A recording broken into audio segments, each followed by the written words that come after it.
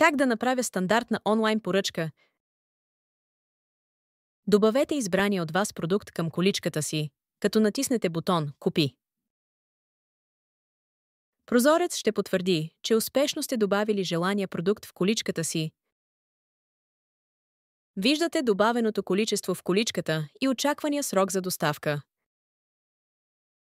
Натиснете бутон «Виж количката», ако искате да пристъпите към поръчка, или продължете да пазарувате, като затворите прозореца.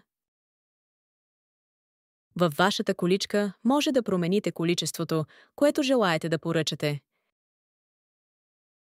Продължете към финализиране на поръчката, като натиснете бутон «Поръчка». Преди да финализирате поръчката си, е необходимо да влезете в акаунта си. Ако нямате такъв, моля, регистрирайте нов акаунт. Изберете една опция от възможните методи за доставка, а именно доставка до адрес, доставка до офис на куриер или вземи на място от магазин Викивът. За пример да изберем доставка до офис на куриер. Ако правите за първи път поръчка, за да изберете офис на куриер, натиснете бутон «Добави нов». Изберете най-удобния за вас офис на куриер чрез списъка вляво или директно от картата.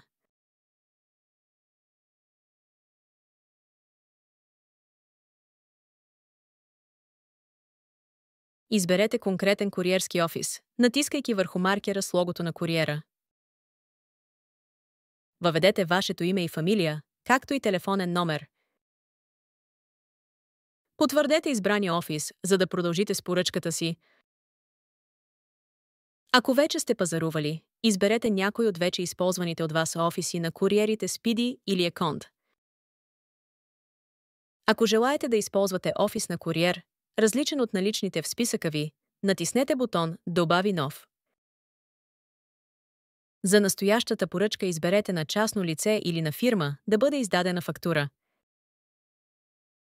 Ако пазарувате за първи път, натиснете «Добави нови данни за плащане». Първо изберете на кого да бъде издадена фактура за поръчката ви, на частно лице или на фирма. След вписване на необходимите данни във формуляра, моля, натиснете бутон «Потвърдете данните». Ако вече сте пазарували, за ваше удобство може да изберете от списъка на кого да бъде издадена фактура за поръчката ви. Изберете най-удобния за вас начин да заплатите поръчката си.